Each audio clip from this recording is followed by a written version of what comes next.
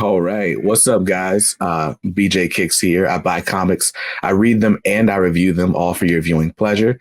As you can see, this is a special episode of Retro Reviews.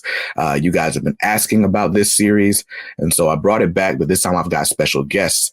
And today I've got with me James from MJ Comix. So what's up, James? How's it going, man? How you doing, Brandon? Thank you very much for having me. It's an absolute pleasure to be here today. Thank you. Oh man, it's no problem. So this video has been in the works for a little while. So I remember I guess almost 2 months ago I did the 1,000 subscriber celebration live stream, and somehow it came out that I'm not reading Venom by Donny Cates. And Mystery Dave was all on my back, like, what are you talking about? Like, why are you not reading this book? You need to read this book. And during that whole exchange, James was in the comments and he's like, hey, if you read Venom, I'm happy to do a review video with you. And so I ended up finding this hardcover in a pretty good deal. I think I paid $25 or $30 for this and volume 2 from some guy on Facebook. And so I got the hardcovers in. I read volume 1. I'm a little bit into volume 2, but with volume 2 starts the whole Absolute Carnage event.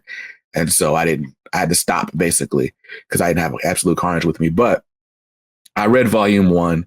I really enjoyed it. And so I hit up James like, hey, you still want to do that review? We can definitely get it done. And here we are. Yeah, we are. So I wanted to, first off, I want you to introduce yourself and tell us a little bit more about your channel and, you know, what you do on YouTube here. Yeah, so I'm James Mack, and I'm one half of MJ Comix. The other half is my brother Mikey, who couldn't be here today because he's currently working. But yeah, so we on our channel we kind of started off where we were just like we're part of like multiple Facebook groups, and we started sending a lot of books off to CGC, and everyone started putting up like videos of them unboxing their submissions. And when ours came back, my brother asked me if I wanted to do one with him, and I was like, yeah, okay, that's fine. And then I don't know if you've ever uploaded videos to Facebook, but they compress it and you lose image quality and everything, the resolution. Yeah. So I was like, oh, I'll just upload it to YouTube. Mm-hmm. So we uploaded it to YouTube, put the link in a couple of the Facebook groups that we were part of, and then all of a sudden we were getting like, you know, like we got up to like 50 subscribers or something like that. Mm-hmm. And it's like, whoa, let's do a bit more with this and see where it goes. So we just started playing about and having a bit of fun. And I think for the most part of us, for me and my brother, is as long as we're having fun, yeah, we don't mind doing it. But if it doesn't become fun, then there's no point, because we just want to enjoy ourselves, and it's something that we do together. And you know, my brother is he's only recently started collecting comics in the past 2 years, whereas I've been collecting comics for like since I was a teenager. So like 20 years now, maybe. Wow. So yeah, and he's more really into modern books, whereas I'm really into the silver, bronze, copper age books.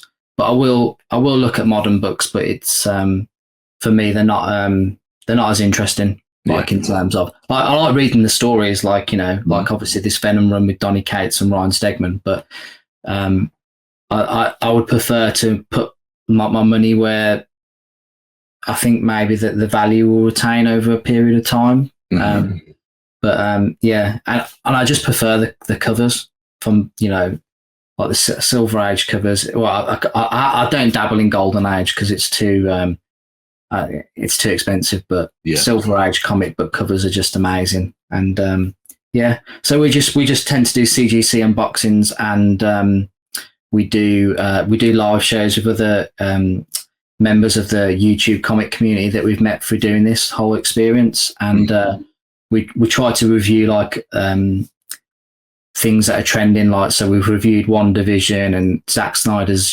Justice League cut, and we'll be doing the same for Falcon and the Winter Soldier when it ends next week, I think it is, maybe.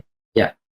So yeah, and I think one of my favorite videos on our channel, if you want to check it out, is I pranked my brother with a comic book mystery box where I basically had the books delivered here. So we bought two mystery boxes, and I just swapped his box out with like basically Venom, the current run of Venom, like key books, like in it. And so when he's unboxing it, we filmed it.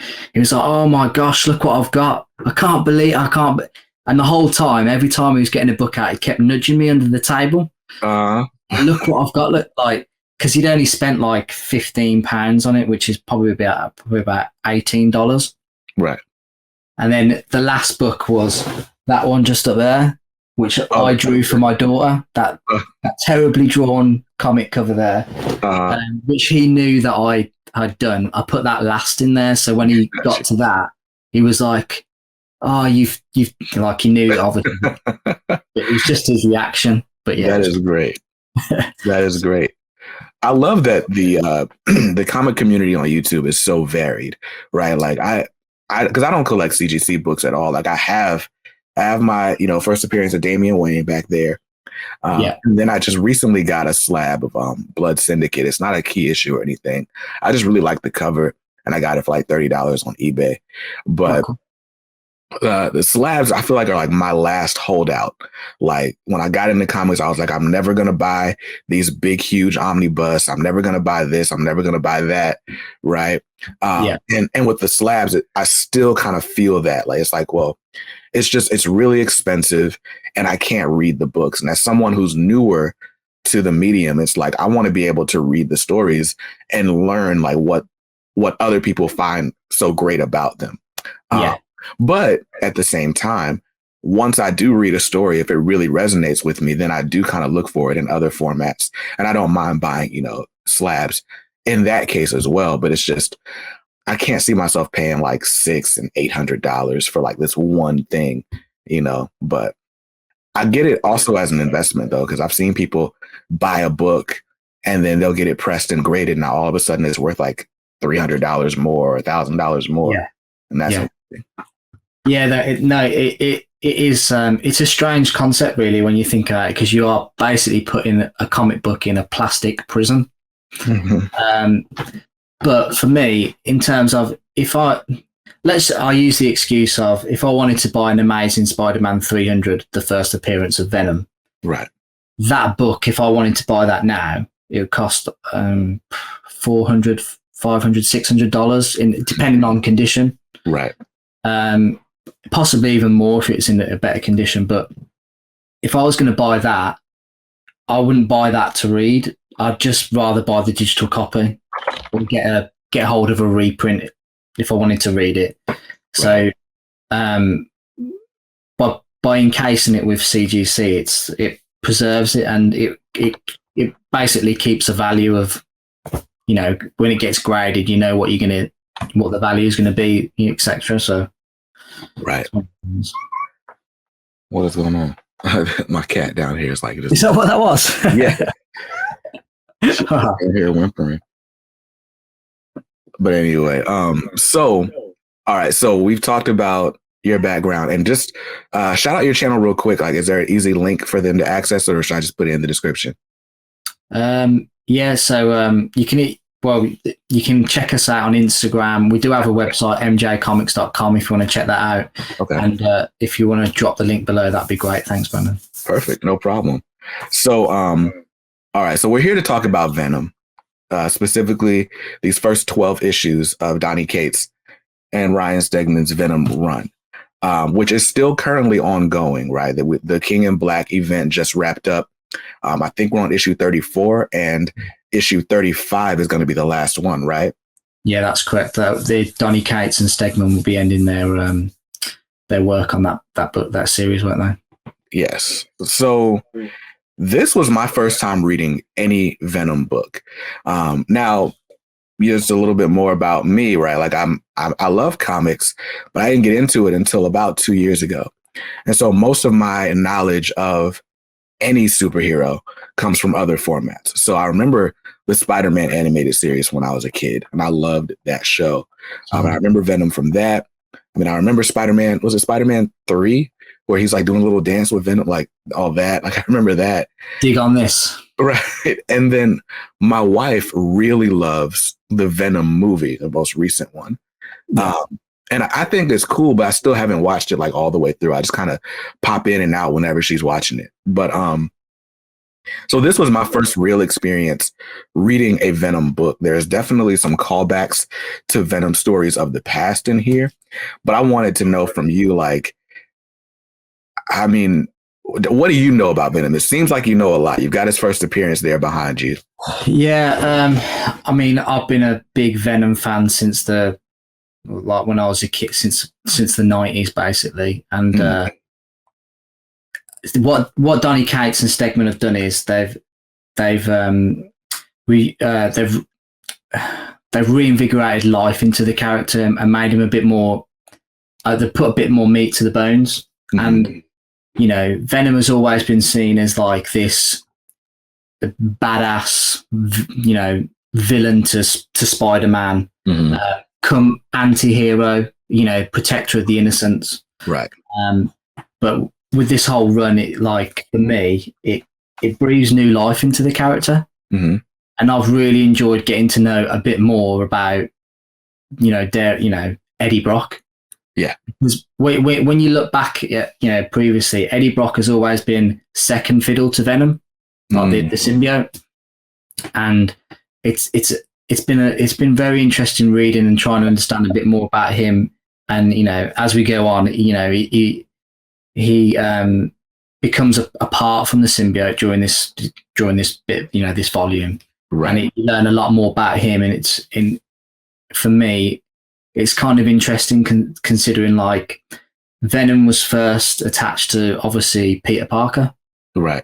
Who's a completely different character to when you look at Eddie Brock. And then, you know, he's also been attached to, obviously, Flash Thompson, who, again, completely different to Eddie Brock. You know, he's very honorable, and he's very, like, you know, anti-corrupt type of guy. Flash Thompson wasn't he? So I think, you know, for me, as somebody who's loved watching and reading about Venom growing up, it's nice to finally see him get the recognition, not only from like die-hard Venom fans like myself, but like to the mainstream audience as well. Right. Now, and I guess this is kind of going into the plot a little bit, but I wanted to ask you, Flash Thompson versus Eddie Brock. Like, in the story, there are nods that seem to allude to the fact that Flash might be the best or the favored Venom. Yeah. So is that historically true? Like, yeah. So I'm trying to think what issue of Spider-Man it is, but I think I want to say it's like 799-800 of the Amazing Spider-Man run.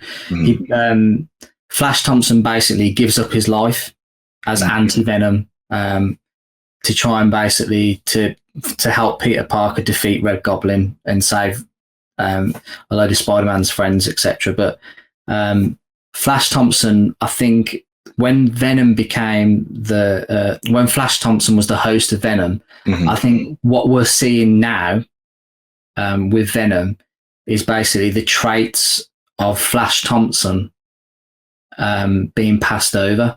And it's like Flash Thompson was basically like the perfect Venom host, you know, because they allude to, obviously, in the story that the symbiotes, when they attach to the host, they can become corrupted from what we're going to talk about, but and they obviously get the traits, and you can see that it's getting passed and passed and passed, obviously, and it ends up with Eddie again, and it's kind of like Flash is kind of still there, and he's basically the goodness that Flash is doing is being passed over, if you know what I mean. But yeah, but I know that Venom and I know that Eddie and Flash Thompson weren't even remotely like the best of friends or anything like that.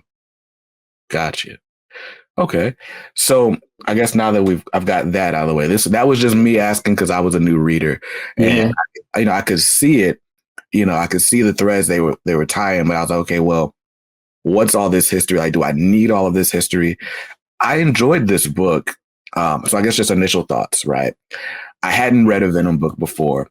I don't read a lot of Marvel regularly, right? I read X-Men and I try to stay on top of most of the X-Men titles. But outside of that, I don't really read a lot of Marvel comics. I follow Amazing Spider-Man, and that's just because I loved Spider-Man so much as a kid. But I'm not really enjoying the current Amazing Spider-Man run. And so like all of the history of Amazing Spider-Man in comics, I've not really dove into that yet. Yeah. So I was coming into this completely cold, and I remember seeing like people's reviews. Like I remember when Absolute Carnage was coming out, and Jim Mint was just like all over, like every issue was like the best issue of everything ever, right? Like so it's like I know people love this run specifically, but I felt like, well, if Spider-Man's not good, how much better can Venom really be? And then I opened this book and I'm like, yo, why isn't Spider-Man this good? And it made me mad.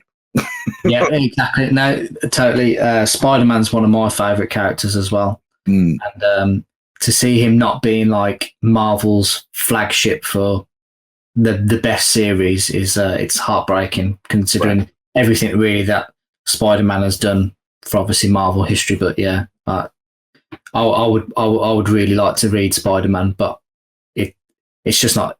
I read this because like I said, I've been reading Spider-Man. I picked it up at issue 35, I think, and now we're on issue 64. And it's like, it's had its moments. Like it has its moment. Like Peter Parker is fun at times. And like what I really like the little side adventures. Like there was this whole thing with Boomerang and trying to get the tablet and Gog. Like there was a bunch of like little things in there. J. Jonah Jameson had started a podcast as opposed to like a newspaper. Yeah. So it's like there were funny bits there, but I just felt like the action was lacking and the story was just lackluster.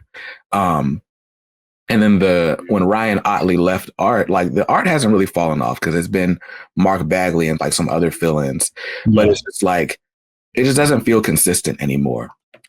It's just kind of all over the place. I'm really ready for that run to end. I'm hoping, and I have nothing that says this is going to happen, but I'm hoping that Cates and Stegman end up on Spider-Man. Same, mate. That would be great. That would be awesome. Just based off these first 12 issues. Yeah. I mean, to be honest, it only gets better. But what I will say is that anything that those two dudes do together again in the future, it's going to be great. Whatever character they decide to pick up and play around with, Marvel should just give them free license to do whatever. Right. No interruptions. Just do what you guys do best. Absolutely. And that is write stories and draw them. Absolutely. So let's finally get into the story. So this Venom hardcover, they don't call it deluxe. It's just the hardcover, but it's oversized. And it collects the first 12 issues of Venom by Donny Cates and Ryan Stegman. And so what I wanted to do is kind of go over some of the main characters, and then we'll kind of go through like a plot overview, and then we can give like our final thoughts and just kind of analysis. So this book, first of all, let's look at the cast of characters here. So we've got Eddie Brock, who obviously is the current host of the Venom symbiote. And then I've got, as a separate character, the Venom symbiote, because I feel like this really establishes that they have like kind of two different minds occupying the same space. Yeah. We've got Dylan Brock, who we are introduced to as Eddie's brother. Mm-hmm. We've got Carl Brock, who is Eddie's father. And then we've got Rex, who is like this former military leader. When I was reading it, I kept calling him Danny Glover looking dude because I couldn't. Yeah, definitely. But he definitely looks like Danny Glover. Yeah. And so, I mean, the book kind of opens up where basically Eddie is like being tormented by this symbiote. It's probably easier for me to just go on Comixology as opposed to trying to thumb through a book. But it's like, the opening of the book, you get a flashback to what appears to be Asgard. and you've got like this symbiote attack there, and it's a nightmare that Eddie Brock is having. Yeah. And it's like they're calling for Beowulf, they're calling for like whatever reinforcements they can get, and the symbiote basically just destroys everything. There's a big lightning flash, and then Eddie wakes up in his apartment. And he's like, he feels alone, but it turns out the symbiote is still there. And like I said, so this to me kind of establishes that the symbiote is separate from Eddie. Like when we see him first, we see Eddie. The symbiote is kind of trailing off him. Yeah. And it has like its own separate face and is like talking to him. Yeah. So it's like that was really interesting to me. But basically it's like the symbiote is having nightmares. Eddie's taking all kinds of like antidepressants and like whatever pills he can to kind of drown out the voice of the symbiote and, you know, these night terrors that he's having. And then he's also just trying to fight crime as Venom. So, and I'm going to put this splash page on the screen, right? Because that first splash page where you get Venom, you know, Eddie as Venom. Yeah. Like it's really early on. So I'll pull it up here just so you can see it too. But I saw this page and I was like, okay, I'm in. Like, because what for me in comics is almost always either the art or the story. Yeah. Right. And for me, it was definitely the art first in this story, but the story just got better and better and better as it went on. Yeah. I feel like we can't talk about this book because obviously we're going to talk about the plot threads, and a lot of that is credit to the writer. Yeah. But this book looks amazing. There is not a panel that is not beautiful, right? Yeah. Like Ryan Stegman's artwork, it makes me want everything just drawn by him. Like that's how this book makes me feel. Yeah, it's very rare that like a writer and an artist are so like in tune and in sync that the pages come to life from the artist with the words as well. And it's like as you said, the story gets progressively better and better and better, but it is Ryan Stegman's art that makes you take a good look at it, doesn't it? Right. Yeah. Ryan Stegman's art definitely kept me engaged. But like I said, like the more you go on, it's like the story is just as good as the art and vice versa.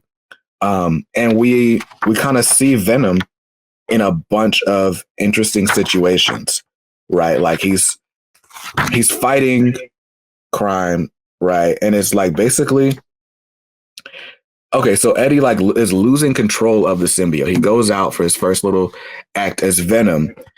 And, you know, I guess up until this point, Eddie has been, you know, doing the anti-hero thing. So it's like, let me subdue people. Let me not kill people. You know, let me like kind of wait for the cops to come do their thing. Yeah. Am I correct in that assumption? Yeah. Okay. Definitely. Because in this story, that is not the case. It's like he gets to a certain point and then all of a sudden the symbiote starts doing things completely outside of his control. Yeah. Like, the symbiote's not acting like it normally does. Got you.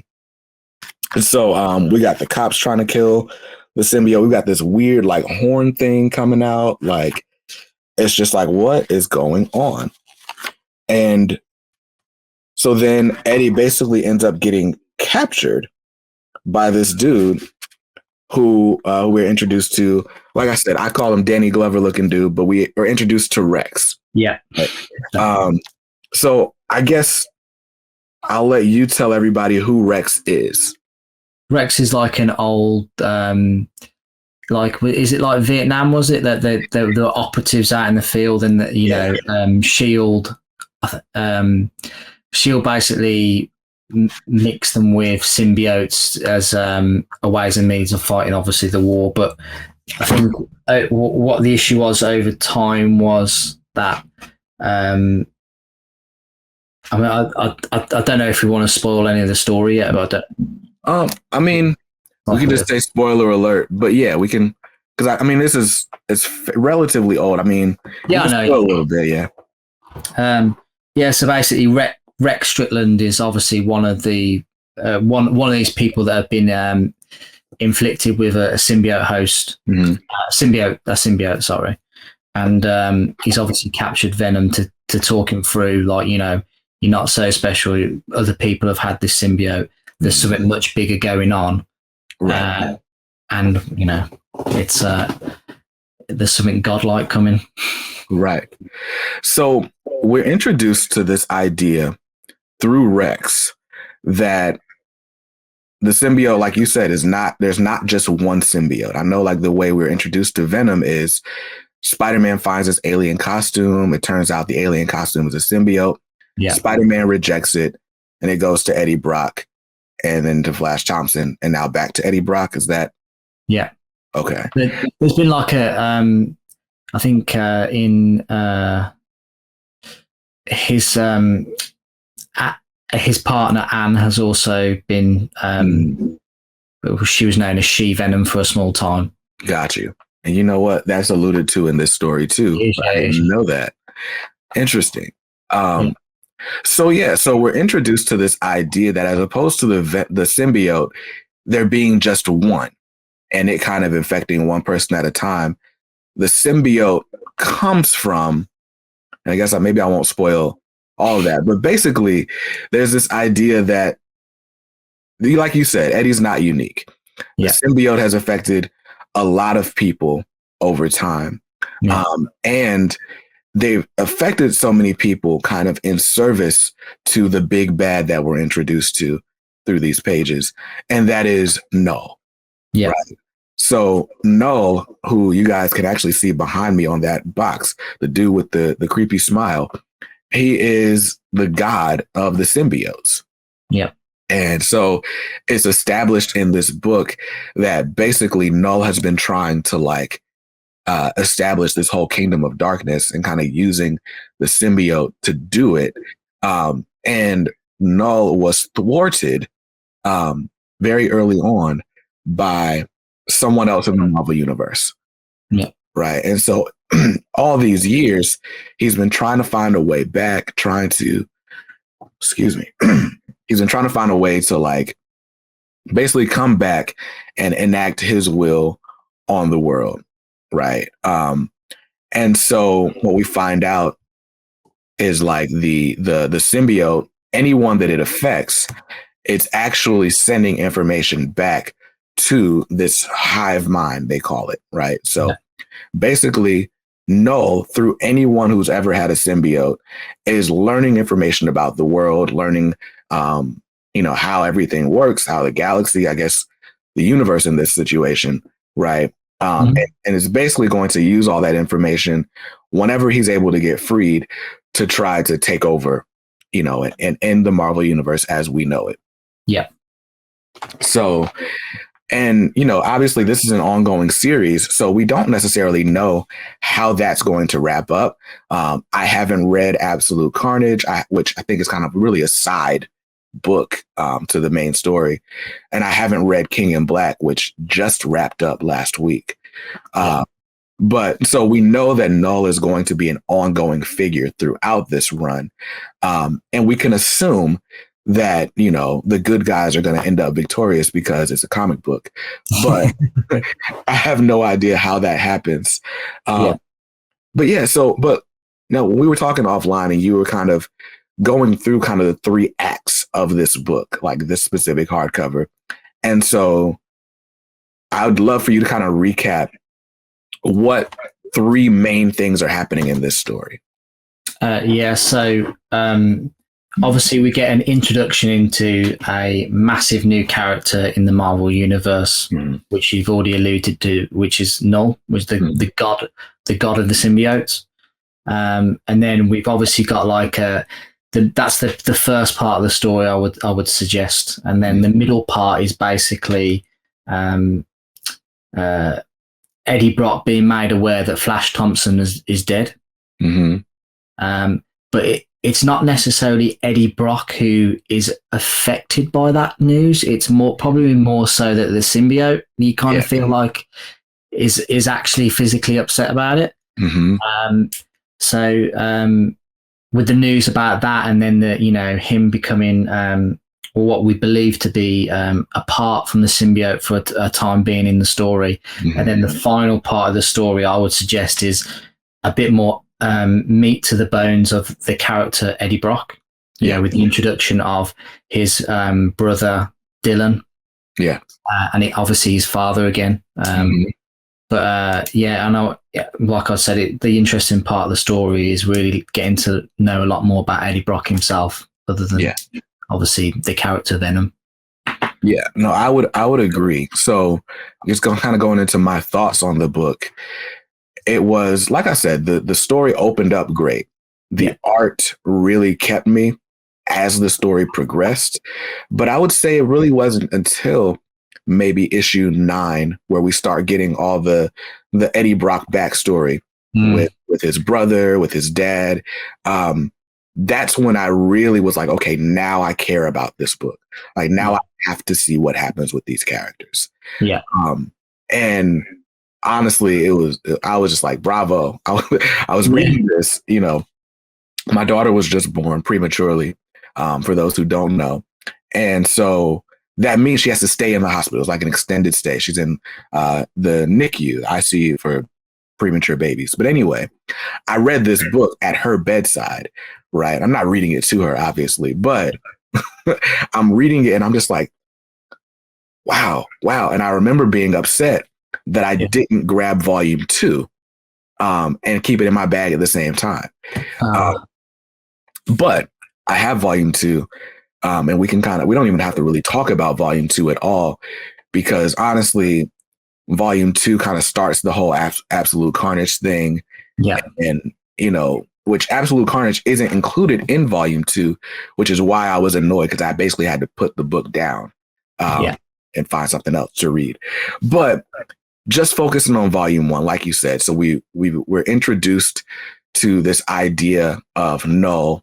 We relearn things about the symbiote. Obviously, these are retcons for things that happened in the past. I guess I'll ask you, being a longtime fan of Venom, how did those changes affect you? Like, were they exciting? Did it make you mad that they were changing so much? No, I think, like I said earlier, it breathed like fresh life into the character. And I think what Cates has done, Cates has done his homework. He's looked at the best bits of everything that's out there to offer, pulled it out, tweaked a few things, and made it a lot better. My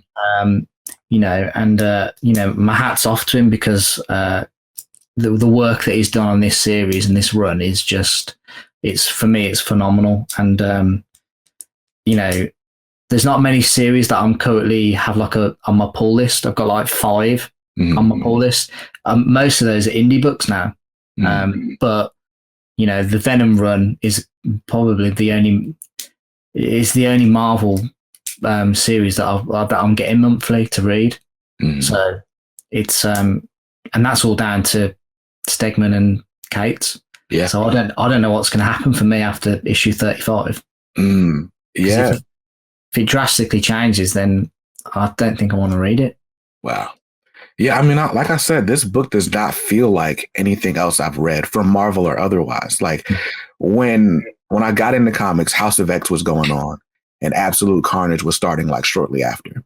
And I remember skipping out on Absolute Carnage, 1, because there was a million tie-ins, but also because I hadn't been reading the Venom run, and I just assumed I was going to be lost. Right. Reading this makes me feel like, dang, like I bought into the wrong area of the Marvel universe for the last 2 years. That's how it feels. I mean, I love the X-Men. I love everything Hickman's doing.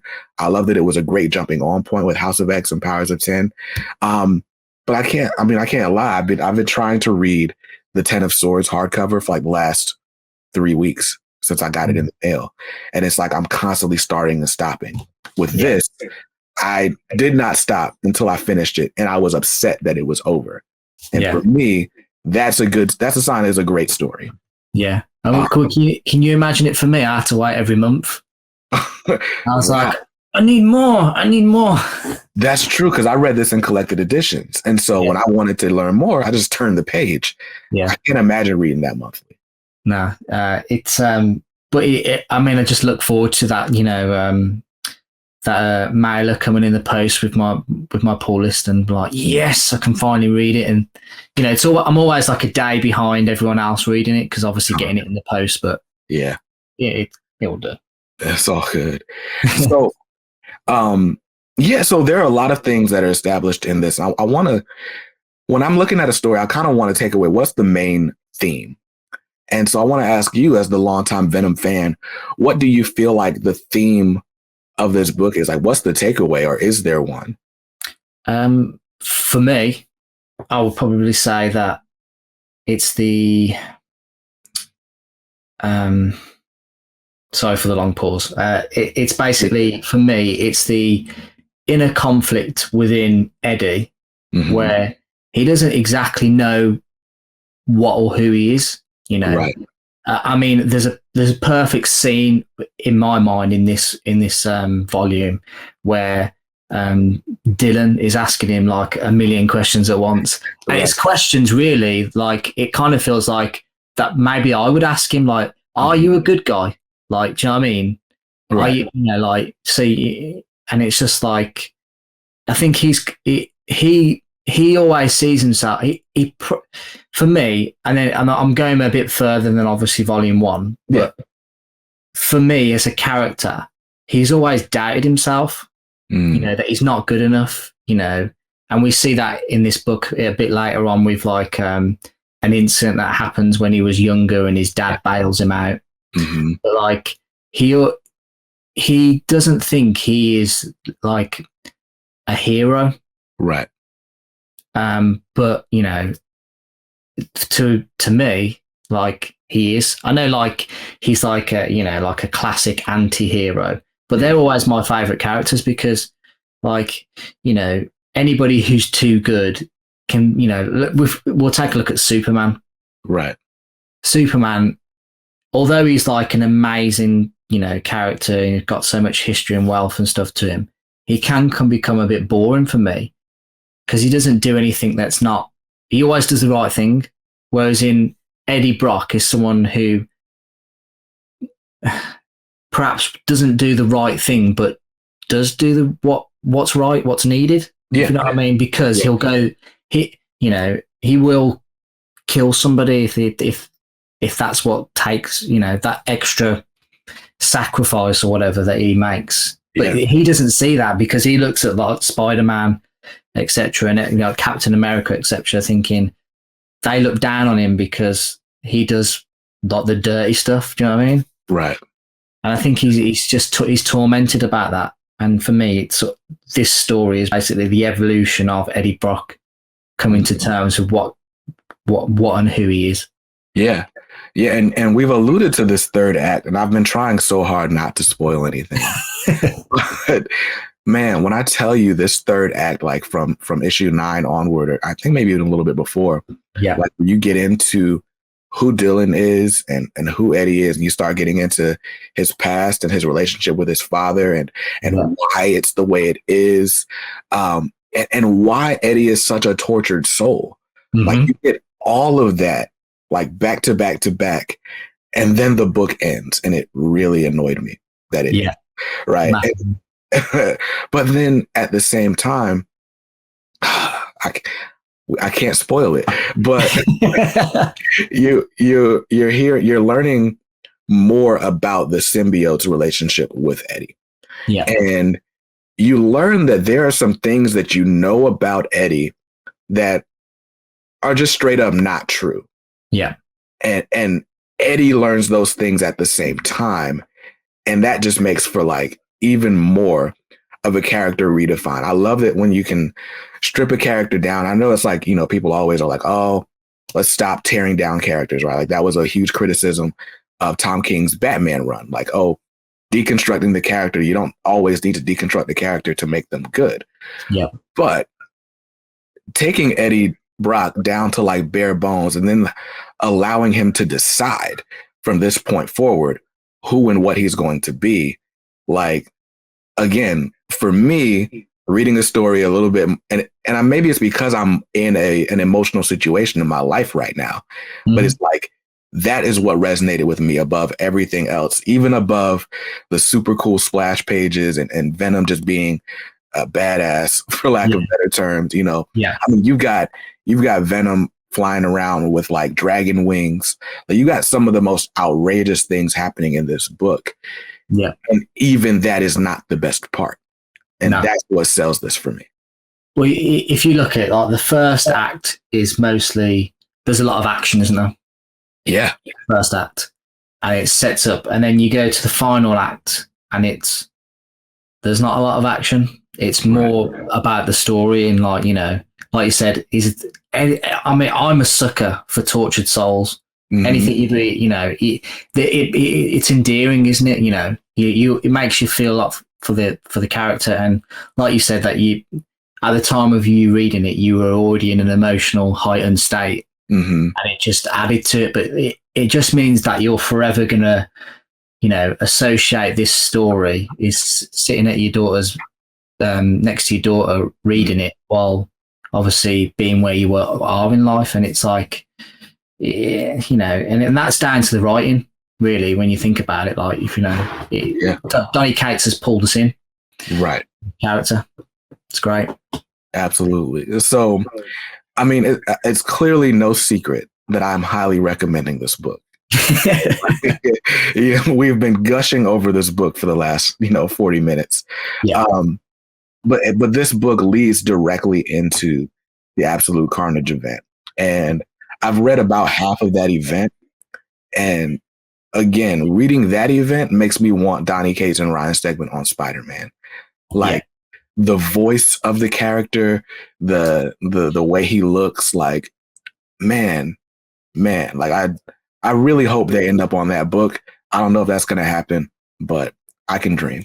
Yeah, you can dream, mate. But what I do like about this volume is that they are dropping a few subtle hints into the Absolute Carnage tie-in, specifically around, like, the Codex.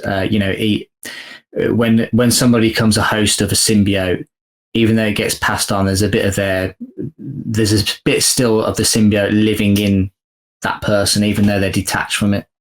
Right. And that's a big part of the story of Absolute Carnage.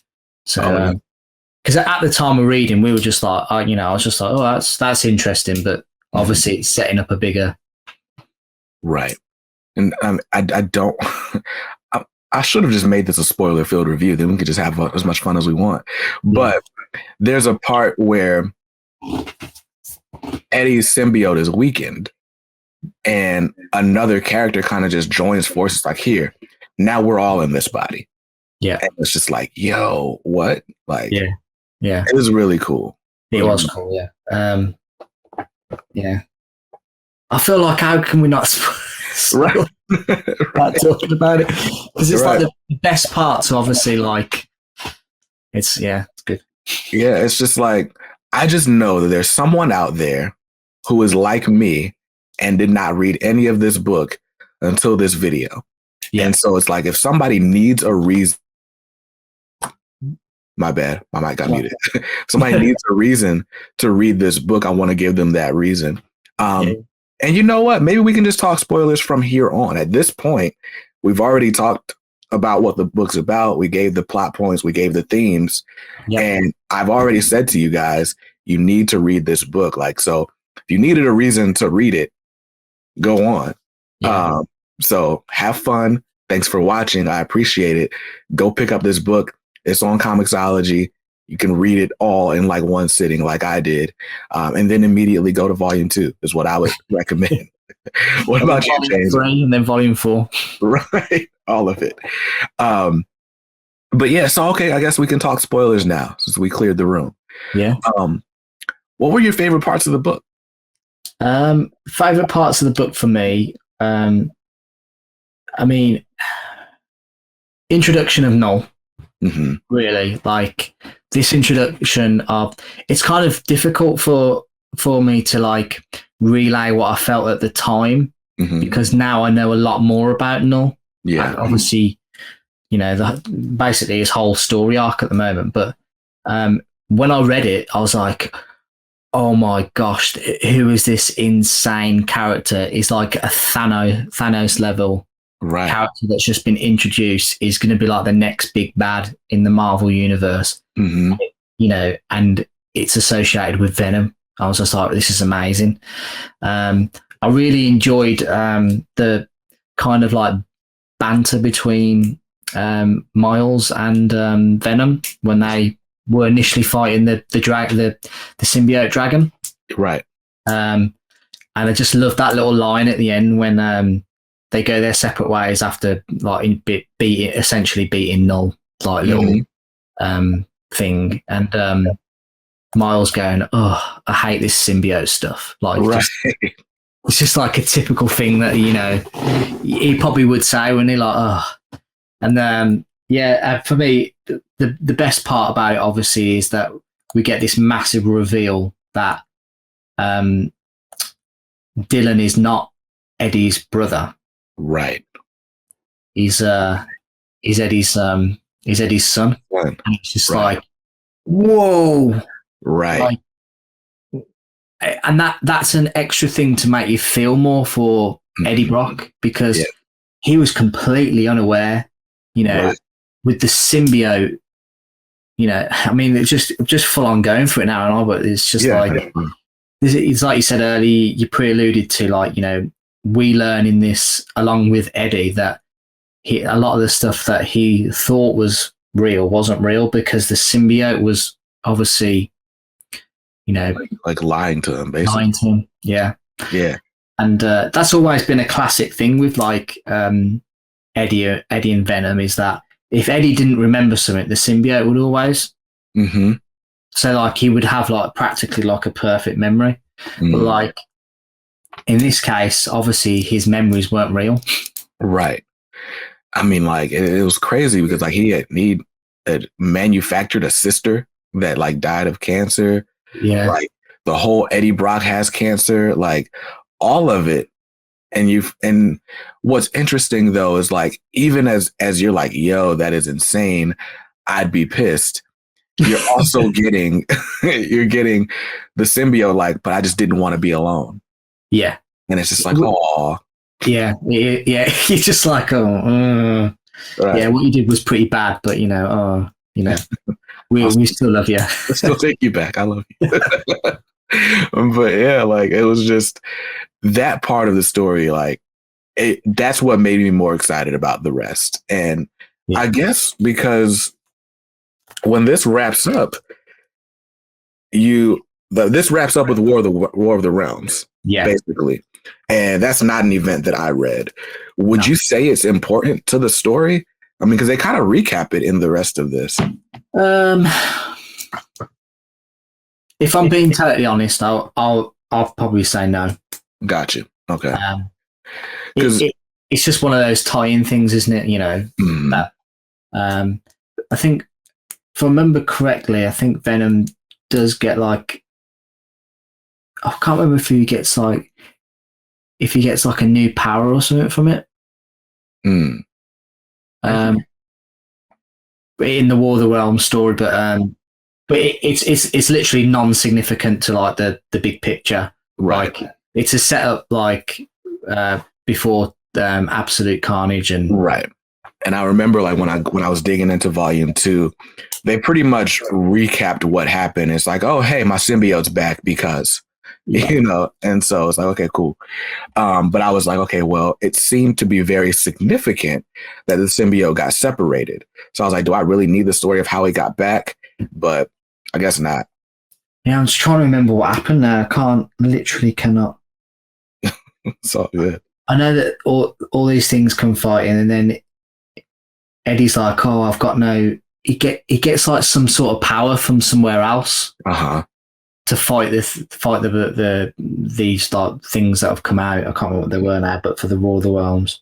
And then the symbiote comes back, I think, to assist, I think, and then it obviously like kind of forgive each other. But don't quote me on that because I can't remember, because I read it like how many years ago it was, 2018, wasn't it? Yeah, it was like 2 years ago. But yeah, and so I mean, he basically comes back, and he comes back like, look, Carnage is coming. Like, we need to like, whatever we got going on, doesn't matter. Let's deal with absolute carnage. And that's where we get Spider-Man and all that stuff. But that's a whole different volume, so we won't talk about that. All I will say is that I loved this book. Like, I loved the symbiote reveal. The part that was weak for me was the whole Reed Richards, the Maker thing. Yeah, he becomes he's quite an important character going forward. Oh yeah, in some aspect, but I know what you're saying, because he's basically, it's just like an interrogation scene, isn't it? Like, in terms of for the plot of the story, if you know what I mean, for it to get talking about it, right? But he's just more interested in the symbiote, isn't he? Right. And I think the part that was difficult for me was this was my introduction to the Maker. And so it was like, okay, he's saying his name is Reed Richards. Why is he acting like this? What's going on? Okay, never mind. I can just ignore whatever he's got going on and just say he's just trying to study the symbiote and leave it at that. Yeah. When I read it initially, years ago, I didn't know who the Maker was either. And when he said, obviously, in this volume that he was Reed Richards, I was like, Reed Richards is now this. Right. But when I read more and more of Venom, you come to understand, and spoiler here, I'm really sorry, is that he's Reed Richards from an alternate universe. Yeah. And he's just trying to, he thinks symbiotes are the key for him to be able to get back to his universe. Got you. So it's kind of like, at the time, you're like, what is this? But it is relevant, if you know what I mean. Cool. Well, I can't wait to finish up this story. I'm actually, I come here to film my videos, but we're not like staying at home right now. But I gotta dig Absolute Carnage out of a short box. My LCS hooked me up with a full run, so I gotta grab those. I think it's 6 issues or 5, and then I can read those, and then I finally get back into volume 2, and then finish out this run. I've actually got, because I started collecting Venom at issue 25, and it just so happens that these hardcovers go up to issue 24. Oh. So I've had those books sitting in short boxes for like a year now. Now I can actually read it. I just got to go pick up King in Black. I got every issue except number 3, so I got to find that one somewhere. Oh, cool. And, that's good. I'm all in on this Donny Cates Venom run. Shout out to you for pushing, because part of the reason I read it as quickly as I did was because I had already promised you that we would do the review, and time. Oh, that's right. I would have just happily waited, mate. Don't worry. So I appreciate you asking about the review and like unknowingly giving me that pressure to finish the story. But I really enjoyed it. I'm so glad I read this book. Yeah, I think. Just quickly going back to so the whole story arc with Eddie's dad. Yes. And that flashback to, there was like that little mini reveal that we thought that Eddie had been run over as a kid. Yeah. It was in fact he had run over a kid and killed them. Yes. And his dad bailed him out of being sent to prison by paying off like the judge and the cops and all this stuff. But it was Eddie actually wanted to say that he was like he'd done it, right? He wanted to obviously like do the punishment for doing that crime, right? His father wouldn't let him do it, right? But the conflict in that, let alone, is that like Eddie has always kind of been a good guy, but he just never realised it because of the implications that obviously his father's just took that from him. But is his father thinks he's doing the right thing because he doesn't want his son to go to prison? But how can his son ever learn about being what's right and good if he takes that away, that opportunity to learn, takes it away from him? Right. And because like you said, Venom's like known as like the protector of the innocents. And I love that this established why. Like, why does Eddie Brock care? Yeah. Why is he an anti-hero and not a villain? Like, why? Because in other media, you get this idea that like Eddie is just like not the nicest guy. Like he's just whatever, you know. But here it's like, no, Eddie cares. And so giving that backstory as to why, I mean, the backstory in itself is just amazing. But like you said, the way it's revealed, like that was just like a beautiful scene. I fully thought Eddie had gotten run over by the car. Yeah. And then it was like, oh no, he hit a kid. And it's like, what? What? Yeah. Just twisted it upside down, isn't it? It's just like, whoa. Right. That was some amazing stuff. Like I said, I want Cates and Stegman to just write and draw everything. Like I want Cates and Stegman on Batman. I need them on X-Men. I want them drawing and writing everything. Yeah. I don't know how true it is, but I had heard a rumor that Cates was possibly going to start doing stuff for Spawn. Oh wow. That'd be good. That'd be good stuff. It would, yeah. I love Spawn. Always loved it. And see, I've been picking up Spawn since issue 296, and it's like the art's always good, but it's like I don't usually care about the story. Yeah. You know? But if Donny Cates is writing it, I'm absolutely like reading every page now. And there's always an amazing artist on it. So I don't, whether it's Stegman or not, I know it's going to look good. So that'd be awesome. Yeah. Imagine just imagine you've got Donny Cates writing and Todd McFarlane doing the interior pages. How crazy would that be? That'd be awesome. And it just makes sense. Yeah. It makes so much sense. Like, yeah.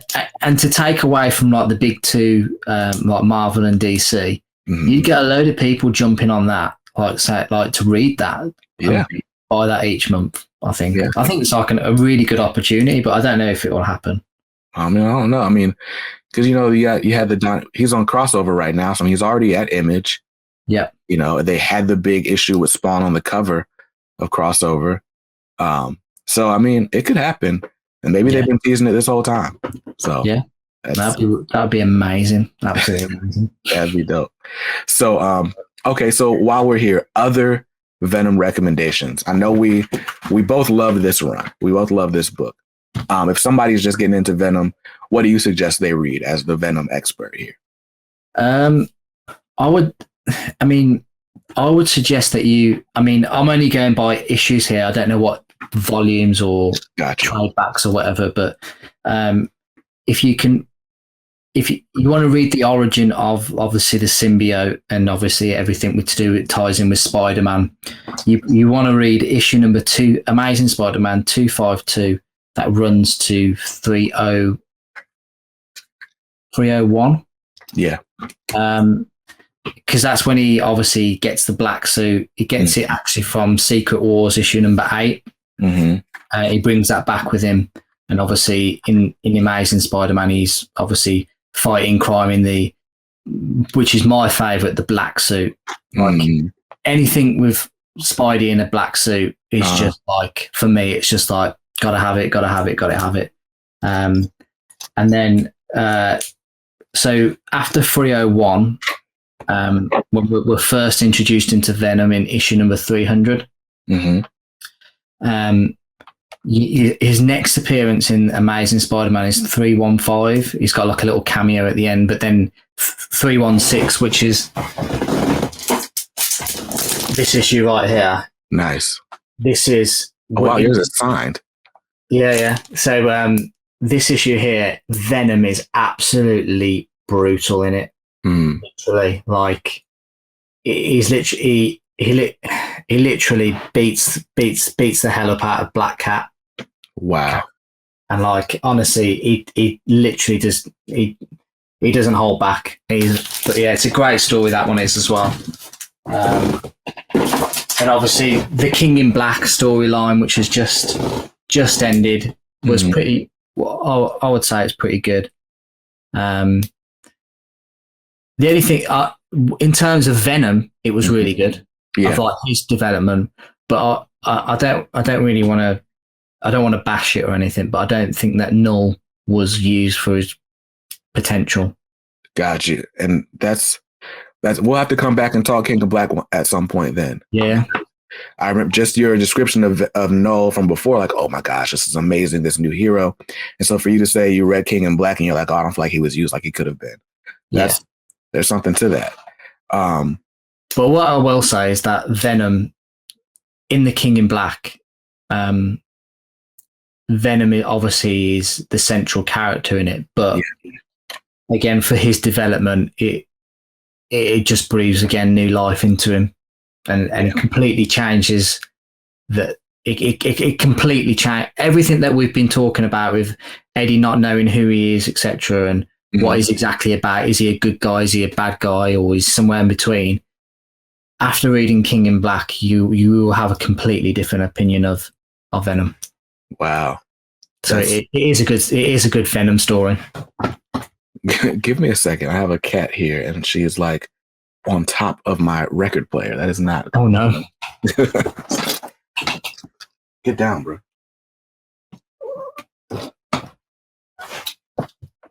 There you go. All right. So now she ran away. But yeah, so that I'm curious I'm excited to continue reading this, and of course to finish up with King in Black.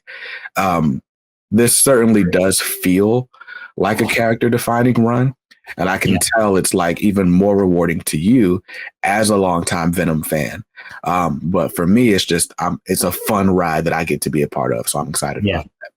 Nice. And I love that, you know, I can be new to Venom and you can be a longtime Venom fan, and we both love the story. Like, because so often it's like these events are like fan service, and it's like you can't get a new reader in it. Yeah. But yeah, no, we both love this story, and that's a testament to the power of the writing and the art there. Yeah, and it's like I said, like for diehard Venom fans, it's like it's nice to see like him being appreciated for what, like I've always thought that the character has been, but obviously the evolution of the character, but for like the mainstream audiences to like come to like him, like he's over the past 2 years, he's got like so much more fans, you know. And that's down to obviously Donny Cates and Stegman. Absolutely. So any like before, I don't know if you know much about like the comic book market at the moment, but in the past couple of months, it's gone absolutely crazy. Yeah. But the craziness that we're seeing at the moment, we were seeing last year with Amazing Spider-Man 300. But that wasn't to do with the comic book market, like extra money, investors and collectors coming in. Right. That was because the popularity of the character, because of Cates and Stegman's run. The new fans wanting the first appearance of Venom. And last year, that book is just going for crazy money now. Wow. Yeah. It makes me wish I'd bought one.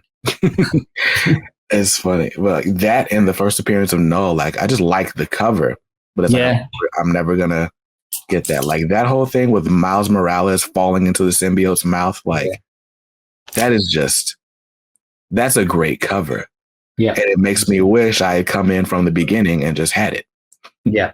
That is a great cover. And that book went crazy as well with when they announced King in Black. Yeah. But it's died down massively now after obviously the events of King in Black. But got you. Well, I might end up getting one still then. I just about to. Nice. So yeah. Well, look, James, this has been great.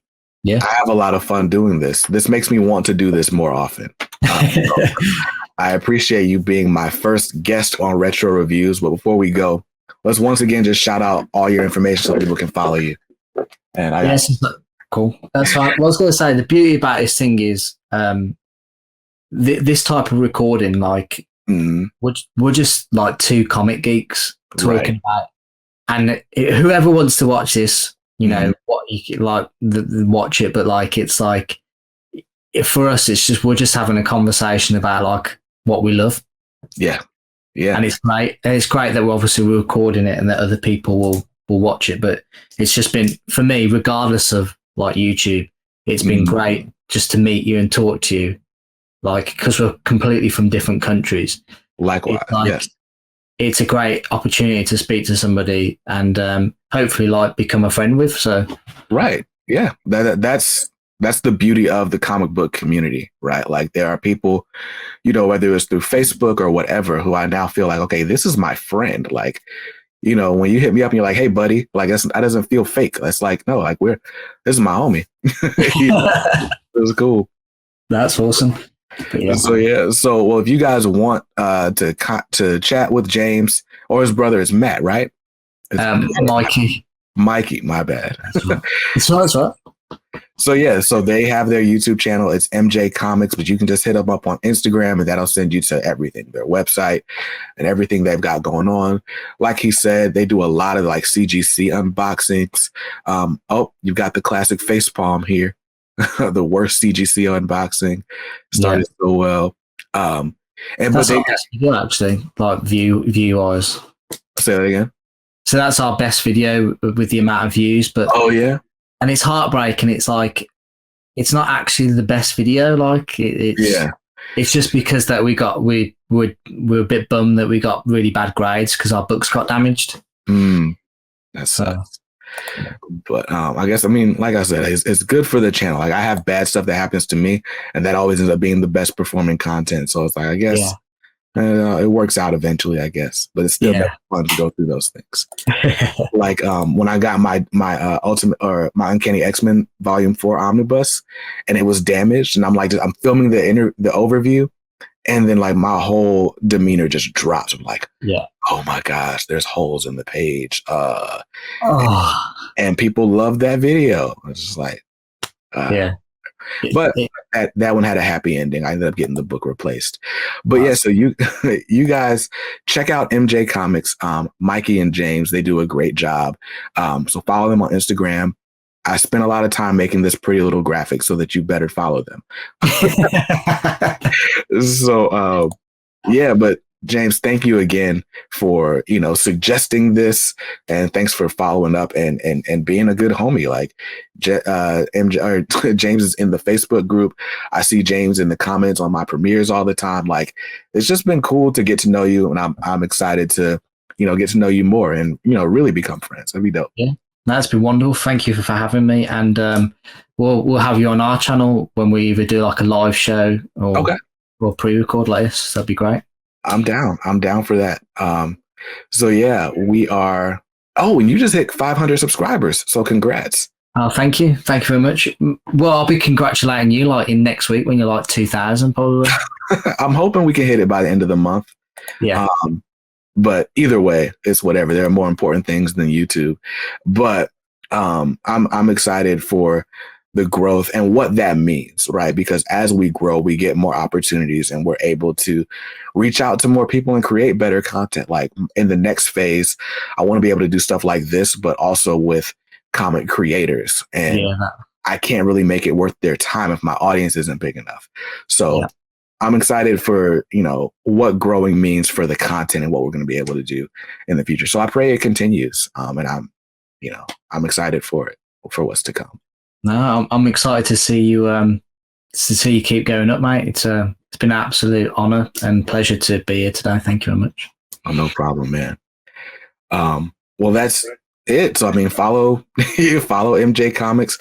If you like this type of content, these long form reviews, then definitely give a thumbs up to the video so that I know. Traditionally, these videos don't perform as well. So I would love for us to like kick YouTube's butt and just be like, nah, this is what we want. Right? But yeah, so give a thumbs up to the video. If you read Venom, throw in the comments like what you loved about it. Try not to spoil it, but I mean, it is what it is. But yeah, that's what I want to know. And if you want to talk comics with us all the time, then you can join us in the K Squad. It's my private group on Facebook. We do giveaways and stuff like that, but what's really cool is it's been this budding community. We've got events going on. We've got a book club that we just wrapped up as of today. We've got a fan art exchange. Like I just drew a cover that's going to go to somebody for free. Like we just do really fun stuff. So you should definitely join the K Squad. It's a group full of positivity and people who love comics. And that's all I can ever ask for. So I'll leave the links to all that in the description, along with James's contact information, so you guys can check him out too. Thank you so much for being here. I hope you saw something you liked in this video. And if not, that's cool. As I always say, you can buy what you like. Make sure you read what you buy and be nice to others, because kindness makes the world go round. So peace.